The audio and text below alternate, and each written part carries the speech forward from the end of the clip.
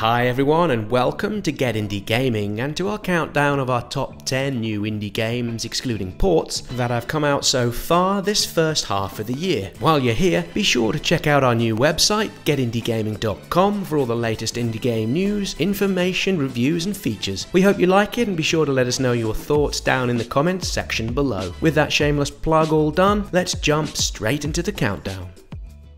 Released back in May on the PC, PlayStation 4 and the Switch, and a game that took us totally by surprise, Moonlighter does a rather fine job in mixing together shopkeeping and roguelike dungeon crawling. You play as an adventurer who heads off into dungeons in order to find loot and treasure to sell in your shop. It's a simple and yet effective gameplay loop that seems to reward those moments where you start to play for say 20 minutes and suddenly you find it's 2 in the morning. Every now and again, and only once in a while, the combat can be a little bit hit and miss, particularly in relation to some of the dodgy hitboxes that's going on. However, it's certainly not enough to knock its overall appeal, and we're more than happy to have it at number 10 in this countdown.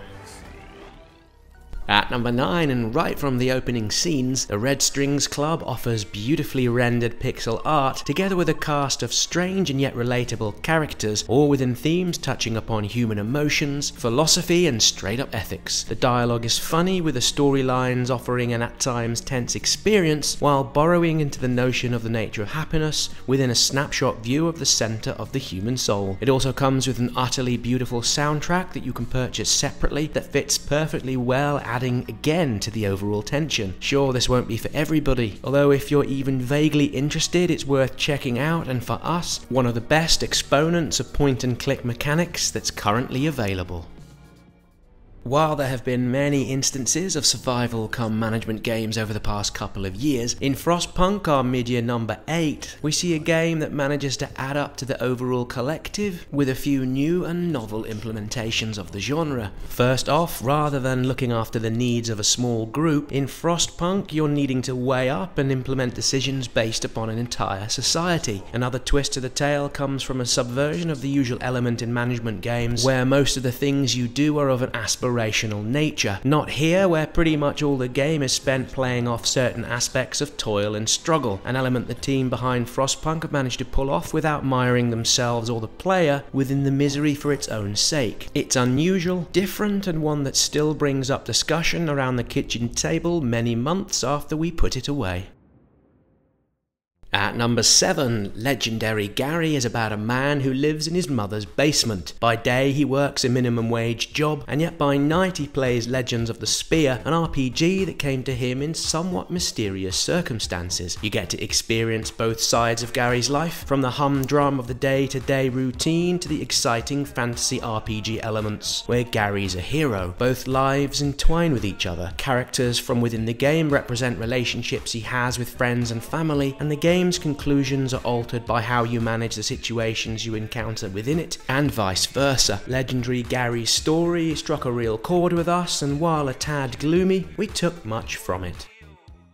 At number 6, and for us a potential risk given the council's episodic nature, and yet given its opener, we're willing to take a hit if things go south, come the follow-ups. On face value, the council's a straight-up telltale from central casting, multiple storylines and branching conversations with characters inevitably ending up coming to blows. However, here in the council, the conversational aspects have taken on something that feels more like a turn-based battle system, where you're able to move the dialogue into specialist areas so you can use them to your advantage, such as politics or using logic. Of course, each character has their own weakness too, which becomes another fascinating aspect as you set off to uncover what they are. To pull this all off, you need to unlock such knowledge within a skill tree, a system that's easy to understand and is well implemented. There are some areas where improvement down the line would be welcomed, especially in the face graphics, although from that aside, so far in this series the council works as well as anything like it out this year or before. At the halfway point, and first shown off back at EGX in 2014, Octahedron is a bright neon-drenched platformer where the player character must negotiate the play zone by creating a limited number of platforms with which they move across and gain verticality, while also avoiding the usual traps and enemies along the way. While it's all relatively simple, it's truly an enchanting experience that's easy to pick up and play, all no doubt based upon the cleverness of its design and level structure that changes and evolves as you progress. progress. If ever we decide to do an indie game hidden gems of the year, this game will certainly be up there within the top 3. Simply put, more people need to find and play this game. Just missing out on a place in our top 3 mid-year countdown, Into the Breach features a number of inspired design choices within this grid-based tactical strategy game where you control and command a formidable mech. Unlike other games of a similar type, the team here have implemented an ingenious twist whereby you also need to protect buildings and other edifices as they are responsible for keeping your trusty mech all powered up and on the go. We've tended to play this together as a team with many a good-natured matrimonial discussion coming from conversations about how best to attack and achieve a given objective under the scenario playing out on the screen. Throw in a stunningly put together and differently paced soundtrack, Into the Breach is jaw-droppingly good.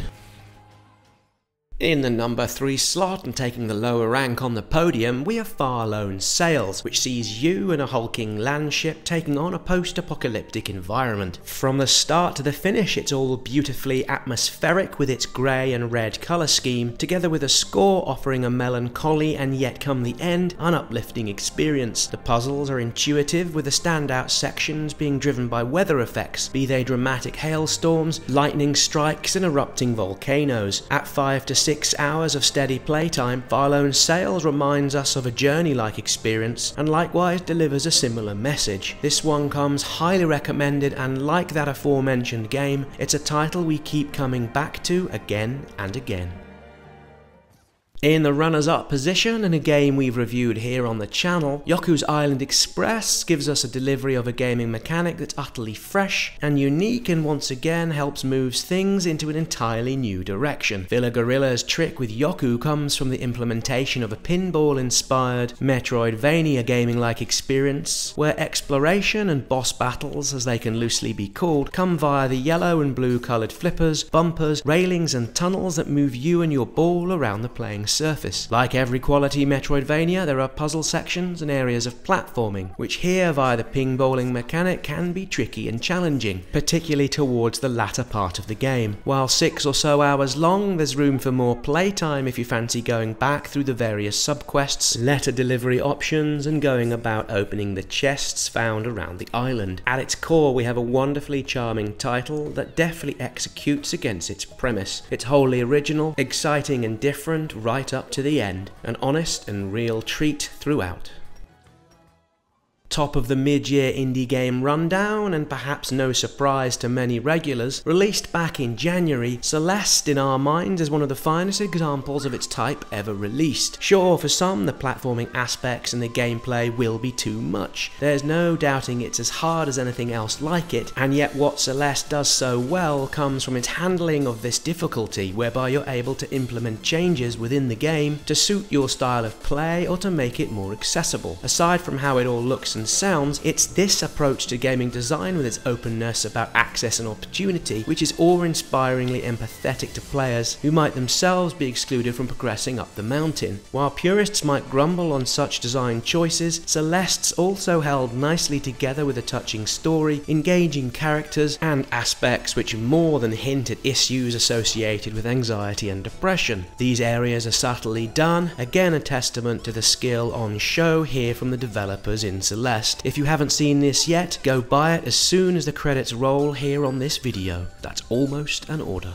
With Celeste rounding off the countdown, it's going to be interesting to see how many of the games we've shown here today come through in our overall Game of the Year rundown this December. 2018 has been a fine year for indie games, and there's plenty more to come before we roll into next year. Many thanks for watching today, and please, if you've liked the video, click on that like button. Drop us a comment down below and subscribe if you haven't already done so. These simple facts and acts of engagement really do help drive the channel, and by doing so we're able to show off indie games to a wider audience, an audience they clearly and certainly deserve. With that, we'll say cheerio and look forward to welcoming you all back here again soon for more indie game videos.